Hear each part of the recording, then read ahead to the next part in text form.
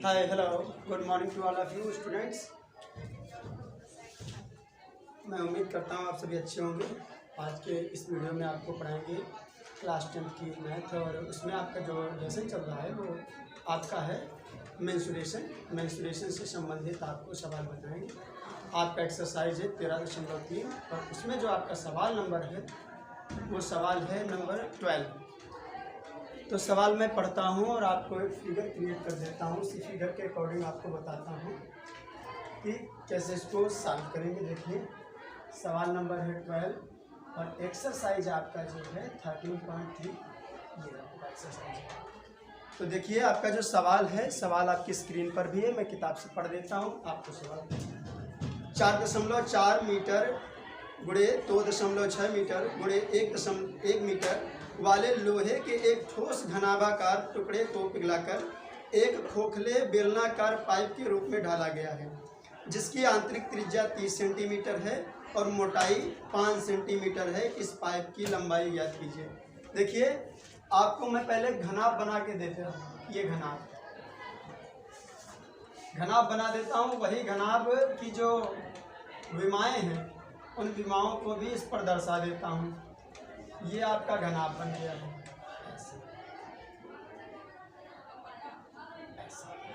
और इस घनाभ की जो विमाएँ हैं वो कहता है 4.4 मीटर, 2.6 मीटर, 2.6 मीटर और ऊंचाई 1 मीटर मान लेता हूँ। ये विमाएँ हैं। इस घनाभ को पिघला दिया गया है। क्या कर दिया गया? पिघला दिया गया और पिघलाकर एक बेलनाकार पाइप बना दिया गया। जैसे पाइप होगा तो खोखला होगा, क्योंकि खोखले पाइप में ही पानी बहेगा। पाइप ऐसे ही होता है, ऐसे खोखला बना देंगे इसको इस प्रकार से। ये पाइप बन गया है, ये खोखला है, इसलिए ऐसे कर देंगे। ऐसे ये खोखला पाइप है। अब इसको यहाँ से ऐसे कर देंगे और यहाँ से ऐसे। ये आपका खोखला पाइप बन गया है। कहता है कि इसकी जो आंतरिक त्रिज्या है, आंतरिक त्रिज्या मतलब ये वाली आंतरिक त्रिज्या R1 30 सेंटीमीटर है, जबकि कहता है इसकी मोटाई 5 सेंटीमीटर है। मोटाई अगर 5 सेंटीमीटर हुई तो बाहरी वाली त्रिज्या जो R2 होगी वो कितनी हो जाएगी? 30 और 5 35, 30 प्लस 5 35 हो गया, तो 35 सेंटीमीटर ये आपकी माप हो गई है। आपसे पूछता है कि इस बेलनाकार पाइप की ऊंचाई बताइए। ऐसे चलिए, इसको पिघलाया गया है और इसको पिघलाकर एक पाइप के रूप में ढाला गया है, तो इसका मतलब यह है कि जो इसका आयतन है वही इस पाइप का भी आयतन है। तो मैं लिख लेता हूं पहले, घनाभाकार आकृति का या ठोस का घनाभाकार ठोस का आयतन बराबर बेलनाकार पाइप का आयतन। बेलनाकार पाइप का आयतन, पाइप का आयतन। चलिए, तो पहले ठोस घनाभाकार आयतन, घनाभ का आयतन होता है L into B into H, length, width और हाइट। उसके बाद में आपसे कहा गया बेलनाकार इस पाइप का, तो ये खोखला बेलनाकार है, तो यहाँ पे खोखला लिख लेते हैं, छूट गया तो यहाँ लिख लो खोखले। खोखले तो खोखले बेलनाकार पाइप का अगर आयतन निकालना है तो कैसे निकालोगे? पहले बाहरी त्रिज्या को रखोगे पाई R2 स्क्वायर H और फिर आंतरिक त्रिज्या को रखोगे, क्योंकि जो पाइप खोखला है वो तो आप घटा ही देंगे, तो बाहरी जो मोटाई होगी इस पाइप की वो उसका आयतन पता चल जाएगा। तो पाई R1 का स्क्वायर H, ये तो आपका खोखले बेलन का हो गया आयतन। इसमें से क्या करोगे आप? कॉमन ले लेंगे तो बचेगा R2 का स्क्वायर माइनस R1 का स्क्वायर, और यहाँ पर L into B into H. मैंने शर्तानुसार मैंने इसको इस प्रकार रख लिया। जब मैंने इसको इस प्रकार रख लिया, अब हमारी बात ये आती है कि अब इसको हल करना है। तो हल करने के लिए क्या करेंगे? इसकी लेंथ कितनी है? 4.4, विड्थ कितनी है? 2.6, हाइट कितनी है? 1 मीटर। पाई को ऐसे ही भी रखेंगे, बाद में रख लेंगे, एच भी ऐसे रख लेंगे, बाद में रख लेंगे पाई का मान। R2 का वैल्यू यहाँ से उठाएंगे, 35 लिखा हुआ है तो 35 का स्क्वायर कर देंगे, यहाँ पर कर देंगे। R1 का वैल्यू 30 है, 30 का स्क्वायर कर देंगे ऐसे। तो ये जो h है हमको h ज्ञात करना है। कहता है इस पाइप की ऊंचाई ज्ञात करो, हाइट इज क्वेश्चन मार्क। देखिए आपको क्या करना है, इसके बाद में पाई h यहाँ नोट डाउन कर लेना है। यहाँ पे 35 का जब आप स्क्वायर निकालेंगे, 35 का स्क्वायर कितना आएगा, 35 का स्क्वायर आ जाएगा 5 5 जा 25, 3 3 जा 9 09, 3 5 जा 15, 15 2 जा 30, 2 9 इतना आएगा 1225। आपका आ जाएगा 1225। मैंने ट्रिक के अकॉर्डिंग निकाला। आप कैलकुलेशन करना चाहते तो ऐसे भी कर लीजिए। देखो इतना आता है कि नहीं आता है। 55 25, 5 या 15 2 17 और 53 15 और 5 53 15 3 3 9 10 करेंगे कितना आएगा, 7 5 12 और 1225। देखो गुणा कर दिया, उतना ही आया। मैंने ट्रिक से निकाला, उतना ही आया। चलिए ऐसे ही क्या करना है, यहाँ पर लिख देना है 1225 और 30 का स्क्वायर आप निकालेंगे तो जाहिर सी बात है 3 का निकाल लीजिए, 3 3 9 आ जाएगा और इसका डबल 0 900 हो जाएगा। तो 1225 में से 900 जब घटाएंगे तो कितना बचेगा, इधर नोट डाउन कर लेते हैं इसको भी। इसकी मल्टीप्लाई से करेंगे तो कितना आएगा, यहाँ पे कर लेते हैं साइड में, इधर मल्टीप्लाई करेंगे 4.4 इंटू 2.6। जब मल्टीप्लाई करेंगे 6 4 जा 24 और 6 4 जा 24 टू 60 26 और 2 4 जा 8 2 4 जा 8 2 4 जा 8। चलिए ठीक है, 4 4 6 हो जाएगा 14 और 8 2 10 10 11। यहाँ से ऐसे दशमलव लगा देंगे, पॉइंट लगा देंगे। 11.44 यहाँ पर हो जाएगा आपका 11.44 ऐसे हो जाएगा। और यहाँ पर कितना हो जाएगा पाई h और यहाँ 1225 में से 900 घटाएं कितना आएगा, 9 3 12 325। चलिए 325 आ गया। अब आपको क्या करना है, अब पाई की वैल्यू रख लेना है। यहाँ पर 11.44 यहाँ पर करेंगे 22/7 इंटू h 325। जब ऐसा करेंगे तो यहाँ मल्टीप्लाई करेंगे कितना आ जाएगा, 7 इंटू 11.44 और ये जो 22 है ये डिवाइडेशन में जाएगा ऐसे, बराबर h 325। अब 325 को आप क्या करेंगे, फिर नीचे लाएंगे तो h बराबर कितना आएगा, h is equal to 7 11.44 upon 22 into 325 इस प्रकार आएगा। आप इसकी कैलकुलेशन करेंगे, आप कैलकुलेशन करिए, देखो निकालो कितना आता है।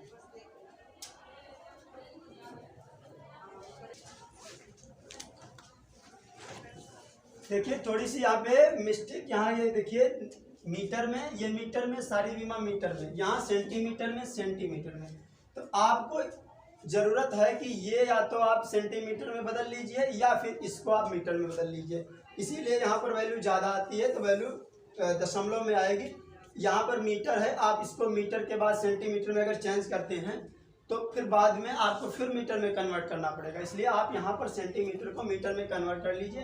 तो यहाँ पर आपको कितना हो जाएगा, आ जाएगा 0.30 मीटर और यहाँ पर कितना हो जाएगा 0.35 मीटर। जब आप इसको बदलेंगे सेंटीमीटर को मीटर में इतना आएगा, 100 से भाग करेंगे तो इतना आ जाएगा। तो आपका जो दशमलव है, दशमलव कहाँ पर लग जाएगा, जैसे इसमें ऐसे लिखेंगे, यहाँ पर ऐसे लिखेंगे दशमलव लगा के, तो 4 अंक के बाद दशमलव लगेगा, मतलब यहाँ पर दशमलव लग जाएगा। और ऐसे ही जब इसकी गुणा करेंगे, इसके जब 900 आएगा तो 4 अंक के बाद इसमें भी दशमलव लगेगा, तो यहाँ पर ऐसे दशमलव लग जाएगा और बस यहीं से कैलकुलेशन कर लेंगे। तो यहाँ पर कितना आएगा 0.1225 0.0900। अब इसमें से घटाएंगे तब देखना कितना आता है। और ये सब सही है, यहाँ तक थोड़ी सी गलती है, इसमें बदल देंगे। देखिए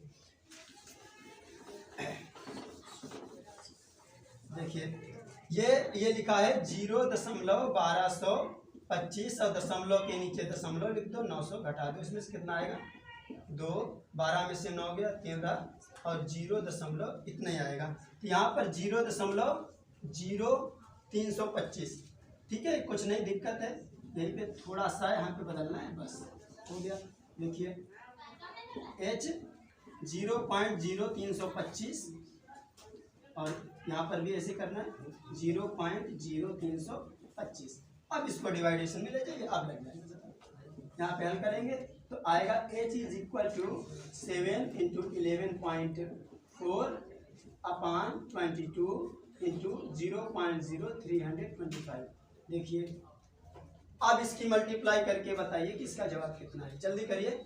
7 4 जा हाँ 28 होता है नहीं होता, 7 4 जा 28 2 30, 7 1 जा 7 3 10, 7 1 जा 7 8, 2 के बाद यहाँ पे पॉइंट लगा दीजिए। नीचे क्या इसकी मल्टीप्लाई से करो 0.0325 इंटू 22 करिए, 2 5 जा 10, 2 2 जा 4 5, 2 3 जा 6 और फिर इतना ही आएगा 0 5 6 0 5 11 7 1 2 3 4 इतना आएगा। तो आपका कितना आ जाएगा नीचे मल्टीप्लाई करने पर 0.715। अब इसको आप हल करेंगे कितना आ जाएगा, करिए। ऊपर 1 2 अंक के बाद दशमलव, यहाँ नीचे 4 है तो 2 0 बढ़ा दीजिए, दशमलव को दशमलव से हटा दीजिए, 0 से 0 काट दीजिए, ऊपर आएगा आपका 8008 80 आएगा, इसमें इकाई दहाई सैकड़ा हज़ार 10,000 80,000 80 आएगा, उसके बाद में नीचे आएगा 715। अब इससे भाग करें कितना आ जाएगा, भाग करके देखो जल्दी से कितना आता है, वैल्यू बताइए।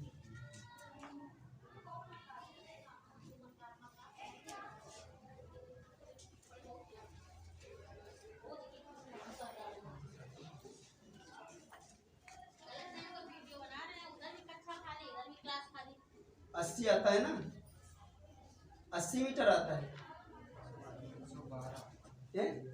112। इसको हल करने पर उत्तर में कितना आता है, कितने आता है, चलिए ठीक है 112 मीटर। दशमलव में कोई वैल्यू है नहीं है, कितनी है, आपका सवाल लगता है ऐसे हल करना है।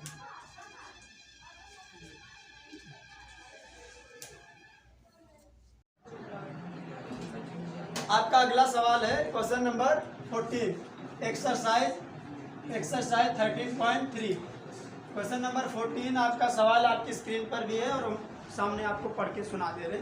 सवाल क्या है, सवाल आपका है किसी धातु के 3 घनों जिनके किनारे 3:4:5 के अनुपात में हैं को पिघलाकर एक अकेले घन के रूप में बदला गया है, जिसका विकर्ण 12√3 सेंटीमीटर है। तीनों घनों के किनारे ज्ञात कीजिए, अर्थात तीनों घनों की कोर ज्ञात कीजिए कि कितनी कोर होगी। बोला जा रहा है कि 3 धातु के घन हैं जिनके कोरों का अनुपात 3:4:5 है, और जो इसको पिघलाकर, इन तीनों घनों को जो पिघलाकर बड़ा घन बनाया गया है, उस बड़े घन का जो विकर्ण है वो 12√3 सेंटीमीटर है। आपको ये बताना है कि उन तीनों घनों की अलग अलग कोर कितनी है। चलिए ठीक है, आपका क्या लिखा हुआ है, 3 घन हैं, 3 घन जिनकी कोरों का अनुपात, कोर मतलब किनारे, किनारे का अनुपात कितना दिया हुआ है, 3:4:5, ठीक है। और आपको बताया गया है कि ऐसे ही 3 घनों को पिघला दिया गया है, ऐसे ही 3 घनों को पिघला दिया गया। एक घन ये हो गया, एक घन ये हो गया, ये एक ये हो गया और एक ये हो गया। ऐसे इन तीनों घनों को पिघलाकर एक बड़ा घन बनाया गया है, एक बड़ा घन बनाया गया है ये, जिसका विकर्ण जो है, विकर्ण 12√3 सेंटीमीटर है। चलिए मैंने मान लूँगा इसको कि इसकी जो भुजा है घन की x सेंटीमीटर है। माना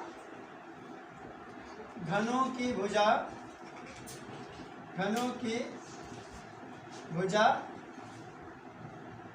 भुजा x सेंटीमीटर है, x सेंटीमीटर। तो इनका जो अनुपात आएगा वो कितना आ जाएगा? मैं मानता हूँ इस घन की भुजा A1 है, इस घन की भुजा A2 है और इस घन की भुजा A3 है, और इस वाले घन की जो पिघलाकर बड़ा बनाया गया इसकी भुजा A है। चलिए, तो इसका जो अनुपात दिया है इसको क्या लिख लेंगे? 3x, फिर क्या लिखेंगे? 4x, मतलब A1 बराबर, A2 बराबर और A3 बराबर कितना लिख लेंगे? 5x। चलिए, तीन घन अलग अलग हैं, इन तीनों को पिघलाकर बड़ा घन बनाया गया है। तो मैं लिखूंगा कि तीनों घनों का आयतन बराबर इस बड़े घन का आयतन। चलिए, तीनों छोटे घनों का आयतन बराबर बड़े घन का आयतन। ठीक है, लेकिन इससे पहले आपको मैं बता दूं कि जो कोई घन होता है तो घन का जो विकर्ण होता है वो भुजा का √3 गुना होता है। तो फार्मूला अगर लिखना चाहें तो फार्मूले के अकॉर्डिंग घन का विकर्ण बराबर √3 गुणे भुजा, और भुजा को मैं A मानता हूँ इसीलिए A लिख लूँगा, भुजा A। तो घन का विकर्ण कितना है? 12√3, 12√3 है, और इसको क्या लिखेंगे? √3A। √3 से √3 कैंसिल हो जाएगा। तो जो बड़े वाला घन है ये बड़ा वाला घन, इस बड़े वाले घन की जो भुजा है वो आपको पता चल जाएगी, 12 सेंटीमीटर।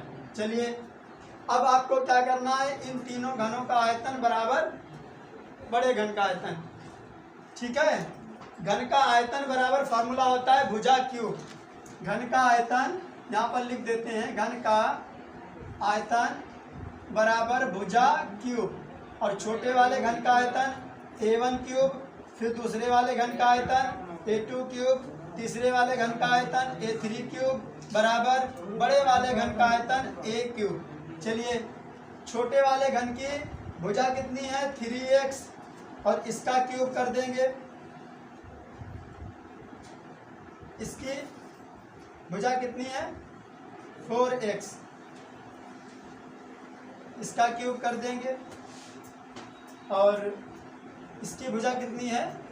5x, इसका क्यूब कर देंगे, बराबर A। बड़े वाले घन की भुजा 12 सेंटीमीटर, इसलिए 12 का क्यूब कर देंगे। चलिए, अब क्या करना है? अब इसका क्यूब आपको करना है। तो 3 3 जा 9 और 9 3 जा 27, 27x क्यूब, 4 4 जा 16, 16 4 जा 64x क्यूब। अब इसका घन करेंगे तो कितना आएगा? 5 5 जा 25, 25 5 जा 125, और x का x क्यूब कर देंगे, इक्वल 12 का घन कितना आएगा? 1728। फिर क्या करेंगे? तीनों में से x क्यूब कॉमन ले लेंगे, अंदर क्या बचेगा? 27, 64 प्लस 125 इक्वल टू 1728, इतना आएगा। उसके बाद में आपको क्या करना है? x को x क्यूब ही रखना है और इसको जोड़ देना है। आप इसको जोड़ेंगे तो आएगा 216, 5 4 9, 9 7 16, 2 6 2 8, 8 2 10, 10 1 11, और ये 1 लिखा, 1 में 1 जाएगा, हासिल का 2 हो जाएगा। 216 x क्यूब बराबर 1700 28 और ये 1728 लिखा हुआ है। एक्स क्यूब बराबर 1728 बटे 216 और जब आप एक्स क्यूब का क्यूब हटाएंगे तो ऊपर क्या हो जाएगा, ऊपर ये करनी में 3 हो जाएगा, 1728 बटे 216 और दोनों ही अलग अलग पूर्ण घन हैं। क्या है? पूर्ण घन है। 1728 12 का घन है और 216 6 का घन है। 6 से इसको काटोगे, 6 दूनी 12, तो x बराबर कितना आ जाएगा? 2। जब x बराबर 2 आया तो अलग अलग घनों की भुजाएं कितनी हैं? a1 बराबर वैल्यू रखो 3 × 2 6 सेंटीमीटर। अब a2 बराबर कितना आएगा? a2 बराबर 4 × 2 8 सेंटीमीटर। उसके बाद में a3 बराबर कितना हो जाएगा? तीसरे वाले घन की भुजा 5 × 2 बराबर 10 सेंटीमीटर। यही आपका सवाल है। सबको समझ में आया? चलिए नोट कर लीजिए और अगर आपको समझ में नहीं आया है तो स्क्रीनशॉट लेकर बाद में भी इसे देख सकते हैं।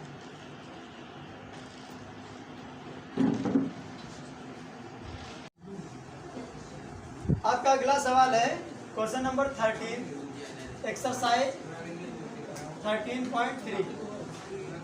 क्वेश्चन नंबर 13 आपका ये सवाल है 24 मीटर लंबी 0.4 मीटर मोटी और 6 मीटर ऊंची दीवार का ईंटों से निर्माण कराया गया है। देखो एक दीवार में बना देता हूँ। ये दीवार है, ये दीवार है। दीवार घनाभाकार है, कहा जा रहा है 24 मीटर लंबी, 24 मीटर लंबी और 0.4 मीटर मोटी और 6 मीटर ऊंची दीवार का निर्माण कराया गया है, जिसमें से प्रत्येक ईंट की विमा, एक ईंट है ईंट और इस ईंट की विमा, ईंट भी घनाभाकार होगी, ऐसे ऐसे ईंट होगी ये ईंट, और प्रत्येक ईंट की विमा कितनी है? 25 सेंटीमीटर, 16 सेंटीमीटर और 10 सेंटीमीटर। दीवार के आयतन का 1/10वां भाग मसाले से भरा हुआ है। तो क्या बताना है कि कितनी ईंटें लग जाएंगी। चलिए देखिए, ये दीवार में इसकी जैसी कितनी ईंटें लगेंगी आपको ये बताना है। ये मीटर में है और ये सेंटीमीटर में ध्यान रखना है। चलिए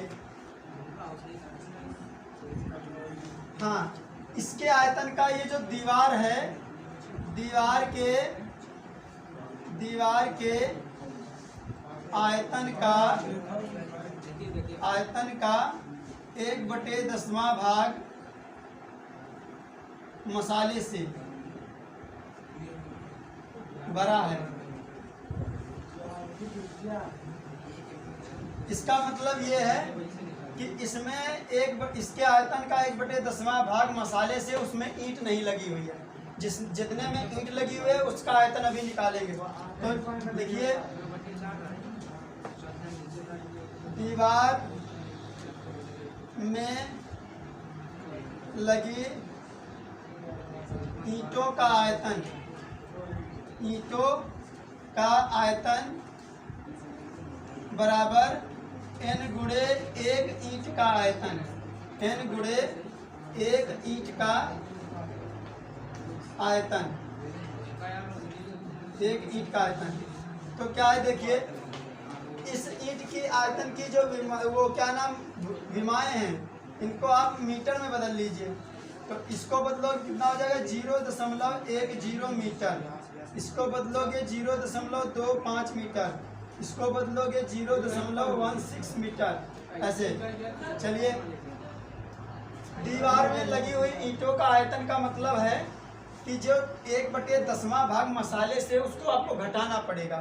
और दीवार है घनाभ के आकार का। चलिए, एक दीवार का आयतन L × B × H, ठीक है। और -1/10 10वां भाग किसके, उसी दीवार के आयतन का 10वां भाग मैं घटा दिया, मैंने घटा दिया। ये आयतन है और आयतन का 10वां भाग इसमें से घटा दिया, वही सभी ईंटों का आयतन आएगा। ईंटों की संख्या मालूम नहीं, मैंने n मान लिया। ईंटों की संख्या n गुणे एक ईंट का आयतन ये लिखा हुआ है, इसका भी l, इसको कैपिटल कर लो क्योंकि ये कैपिटल वाली दीवार का, इसीलिए कैपिटल कर लो तो उसमें लिखने की आसानी रहेगी। l into B into H, और इसको कर लोगे l into B into H, और इसको करोगे छोटा वाला l और b और h। चलिए फिर आपको क्या करना है, ऐसे इसका आयतन लिखिए, आयतन लिखिए 24 0.4 into 6 -1/10 24 0.4 into 6 equal to n into LPH। L कितना है 0.25 मीटर गुणे 0.10 मीटर गुणे 0.16 मीटर। चलिए आपको बस हल करना है, इसको हल करिए, देखिए कितना आएगा। 2 तिया 6, 2 पंजे 10, ठीक है। और आगे इसको हल करिए, 4 छंग 24 कितना हो जाएगा, 24 गुणे 2.4 माइनस 24 चक्कू कितना हो जाएगा, 24 तिया 72, 72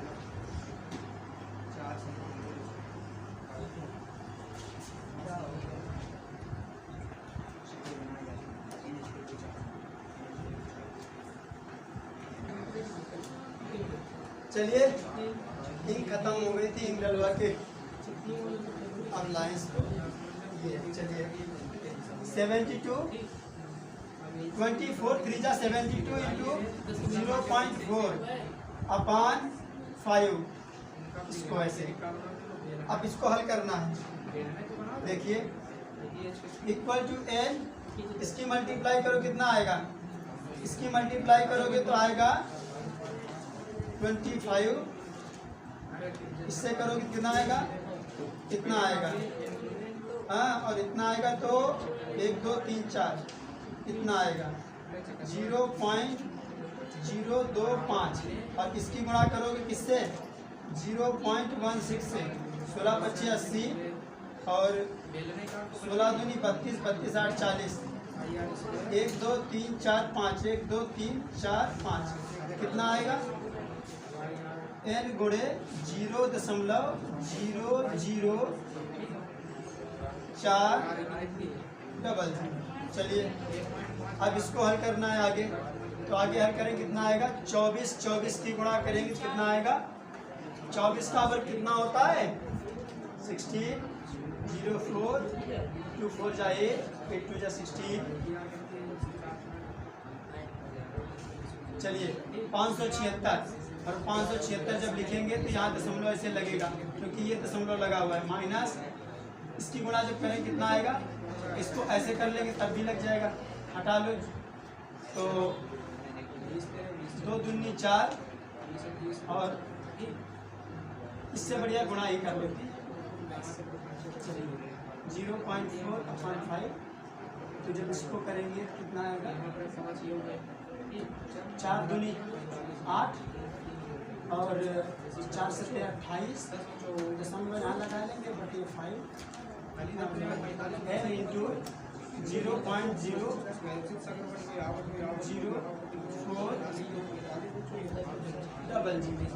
चलिए अब इसको क्या करेंगे, एलसीएम ले लेंगे, एलसीएम ले लो या ऐसे ही निकाल लो, फिर आएगा 576.57.6 माइनस 25 और 3 28, और फिर यहाँ पे हो जाएगा 5 का 30 और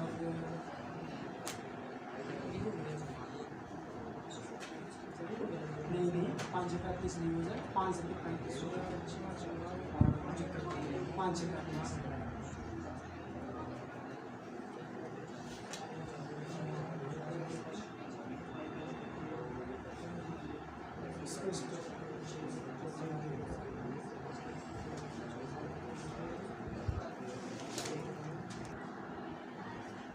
फिर क्या हो जाएगा इसमें n इंटू 0.00400। इसके बाद में ये है 57.6 और ये है 5.76। जब इसमें से आप घटाएंगे 57.6 माइनस करेंगे 5.76 तो कितना आएगा, 10 में से 6 गया 4 और इधर हो जाएगा 5, 15 में से 7 गया 8, 8 7 15 और यहाँ पर फिर कितना हो जाएगा 6 में से 5 गया 1 और 5, 51.84 आएगा n गुणे 0.0000। चलिए n इक्वल टू कितना आएगा, ये बटे में आ जाएगा 0.00400। कितना हो गया इधर 1 2 3, यहाँ से ऐसे हटा देंगे, जब हटा देंगे तो कितना आएगा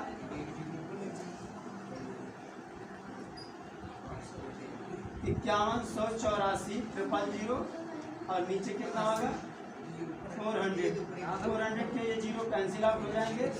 n बराबर कितना आएगा 5184/4। इसको काटें कितना आएगा 4 एकम 4 और 4 दूनी 8, 8 3 11 और 4 9 36 और 4 6 24 0, 12,960 संख्या कितनी आ जाएगी ईंटों की 12,960। इतनी ईंटें लगेंगी ईंटें। चलिए यही आपका जवाब है। देखिए क्या करना है, ये बड़े वाली दीवार का आयतन है, दीवार का आयतन निकाला, उसमें से उसी दीवार का आयतन जो मसाले से भरा हुआ था उसको मैंने कम कर दिया। ये आ गया ईंटों का आयतन, जो ईंटों का आयतन था ये यहाँ पर। फिर एक ईंट का आयतन, इसकी जैसी n ईंटें लगाएंगे, मुझे तो नहीं मालूम कितनी संख्या है, n मान लिया मैंने, और फिर उसके बाद में क्या कर दिया, ये गुणा कर दिया, इतना आया, ये यहाँ पर इतना आया, और इधर मैंने क्या किया गुणा करके बस यहाँ से घटा दिया इसको, ये वाले भाग को इसमें से घटा दिया, घटाया तो कितना आया 51.84 और इधर तो वो उतना चल ही रहा था। फिर क्या किया n बराबर 51.84 बटे ये वाली वैल्यू गुणा में जितनी भी इधर भाग में चली गई। इधर दोनों तरफ क्या कर लिए, दशमलव के अंक को बराबर कर लिया और ये दशमलव यहाँ पर लगा था, दशमलव हटा दिया। उसके बाद में ये 0 लास्ट के काट दिए, जब 0 लास्ट के काट दिए तो कितना आएगा, आगे आपका यहाँ पे देखो 0 लास्ट के काट दिए, तब आपका आ गया 22 सैकड़ा हज़ार 10,000 51,840 आया, और उसको 4 से जब भाग किया तो आ गया 12,960 और यही ईंटों की संख्या है। चलिए ठीक है, अगला सवाल।